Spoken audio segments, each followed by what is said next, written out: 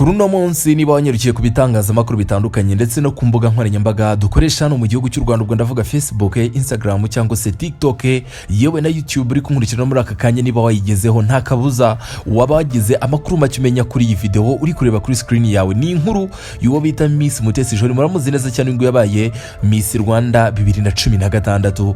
Murabyibuka neza cyane. Uyu mukobwa ngiye kugarukaho cyane kuri uno munsi, haba kuri izo mbuga zose nakubwiye, yewe no ku bantu bakurikinira hafi, abantu bafite amazina akomeye cyangwa se ibyamare hano mu gihugu cy'u Rwanda. Uyu nguyu yujuje umuturirwa w'inzu mu mujyi wa Kigali uhagaze arenga miliyari y'amanyarwanda. Ni kimwe mu byagarutsweho cyane ku bitangazamakuru, benshi bakora poste zitandukanye bavuga bati hari ibindi byinshi nyuma y'iyi nzu, hari uwayubatse siwe, abandi bati niwe n'ubundi yari asanzwe afite agatubutse cyangwa se yari asanzwe ari umwe mu bantu bazi guhiga amafaranga cyangwa se ari umushabitsi ukomeye cyane. Benshi bavuze byinshi bitandukanye, gusa ariko muri akanya ngo tuganire muri kiganiro aho ugiye kumenya ukuri kujyanye n'iby'iyi nzu, umenye uti ese ni ikihe cy'ukuri, ni ikinyoma, ibyo twabonye ku bitangazamakuru turizera ibihe, tureka ibihe. Ibi byose nibyo tugiye kuganira muri kiganiro, tugiye kubana mu minota mike. Nkwibutsa yuko ngiye uri kumva kuri mikoro ni Philox umwana wo mu ntara. Icyo ngusaba ni kimwe gusa no gukanda subscribe, ubundi tukabana kugeza ku musozo. Nkwibutsa yuko ibiganiro biryoheye amatwi nta handi bisanga, ni hano kuva ku wa mbere kugeza ku wundi. Niho usanga inkuru z'ibyamare, inkuru zo muri showbiz, inkuru zo muri cinema n'ibindi byose bijyanye n'ibyamamare hano mu gihugu cy'u Rwanda. Reka nkwikaze muri ubu buryo ubundi nze tuganira ko bita Mutesi Jolly.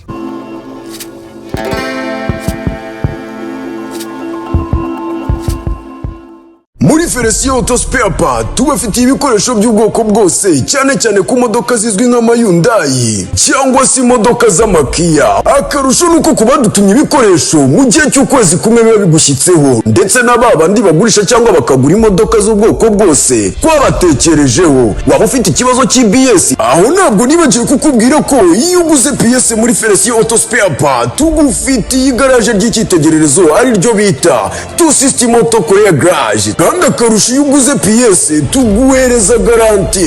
Felicien Auto Spare Part, igisubizo kuri mwebwe mufite imodoka zananiranye.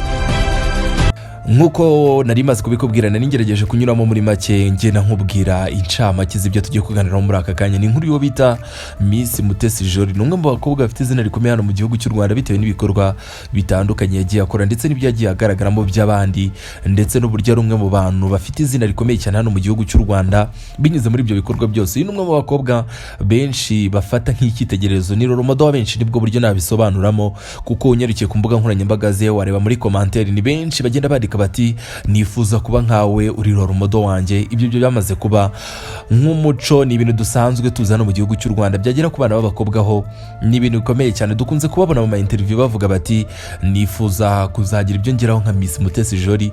Ni umwe mu bantu bakomeye cyane, ni umwe mu bakobwa bubatse izina. Murabyibuka yuko yigize kwegukana igihembo hariya mu gihugu cya Zambia mu byo bita Zicom Awards. Ni ibihembo yatwayemo igikombe cyangwa se ahabwa ishimwe nk'umwe mu bantu ba motivation speaker hano muri Afurika. Urabyumva neza cyane, umwe mu bantu bakomeye. Kandi ngo yabaye Miss Rwanda mu mwaka wa 2016, yandika amateka ubwo yarahigitse abandi bakobwa batari bake. Uyu kandi niwe mukobwa wa mbere yitabiriye Miss World Beauty. Murayizi, ni byinshi twavuga kuri Miss Mutesi Jolly. Niyo tugeze mu bindi bikorwa bitandukanye nko gufasha abahanzi, ni umwe mu bantu bagenda basupportinga benshi, haba mu bijyanye n'umutungo cyangwa se n'amafaranga cyangwa se no mu buryo bwa mikoro, agenda afasha benshi. Mu minsi yashize twarabibonye mu gitaramo cyangwa se muri listening party ya album yo bita Platini ndetse na Neri Ngabo iyo bise Vibranium, yarabafashije cyane ndetse akora n'ibintu benshi byaje kubatungura. Ni nawe muntu watanze amafaranga menshi, album yayiguze miliyoni zigera ku 10. Ni ibintu bikomeye, ntago ari ibintu dusanzwe tubona kuri benshi cyangwa se ku bandi bantu bafite izina rikomeye no mu gihugu cy'u Rwanda. Ni umwe mu bantu batanga courage cyangwa se bafasha abantu mu bijyanye n'imitekerereze cyangwa se no mu buryo bw'ubushobozi mu bigaragara cyangwa se mu bifatiko. Bita Miss Mutesi Jolly ni umwe mu bantu twavugaho ibintu byinshi bitandukanye ndetse binakomeye. Gusa ariko nkundira twigarukire ku nkuru yo kuri uno munsi. Kuri uno munsi uyu mukobwa yongeye kugarukwaho, yongeye kuvugwa na benshi mu bitangazamakuru, ubwo ababashije kubibona kuri Instagram yo ku bitangazamakuru nk'inyarwanda. Ni bamwe mu bantu banditse no nkuru ndetse banayigarukaho cyane. Nigezeho wabonye uburyo abantu benshi babyakiriye, commentaire zirenga 400, abantu batangarira igikorwa n'umwana w'umukobwa cyangwa se uyu bita Miss Mutesi Jolly yaje gukora. Kuri uno munsi nibwo amashusho yatangiye kujya hanze, nubwo ku munsi w'ejo washize abenshi bafite aya mavideo bari batangiye kuyashyira hanze.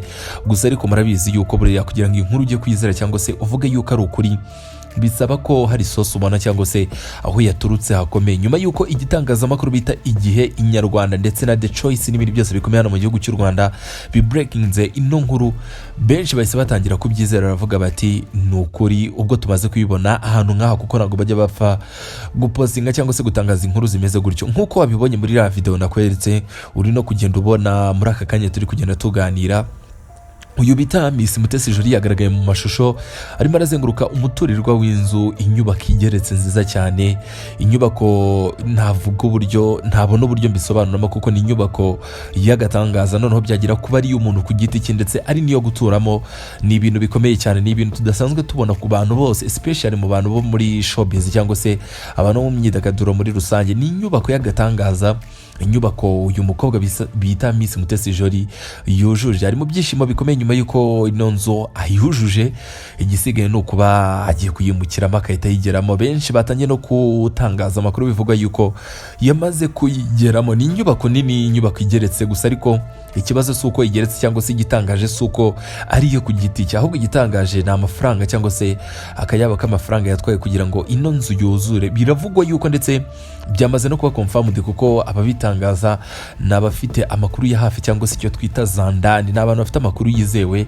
Bivugwa yuko ino nzu yamutwaye arenga miliyari z'amanyarwanda kugira ngo ibe yuzuye cyangwa se ibe ihagaze imeze neza, ari kuriya muri kuyibona mu mashusho gusa. Ariko nyuma y'uko hagiye hanze amakuru avuga yuko iyo nzu yuzuye ku mafaranga agera kuri miliyari y'amanyarwanda, byahise biteza impaka. Ni naho ku bitangazamakuru ino nkuru yongeye kuba nini cyangwa se yongera gukara. Benshi babigaruka bavuga bati ese ni ukuri, ese ni ikinyoma, ese ni ibiki? Ibyo byose ngira ngo tuganire muri akanya. Nkwibutsa yuko ni ugukanda subscribe kugira ngo ibiganiro nk'ibi nibijye bigucika. Nyuma y'uko abantu babonye amakuru avuga yuko ino nzu yatwaye asaga miliyari y'amanyarwanda, byateje traffic ku bitangazamakuru bitandukanye ndetse no kuri izo mbuga nahoze nkubwira.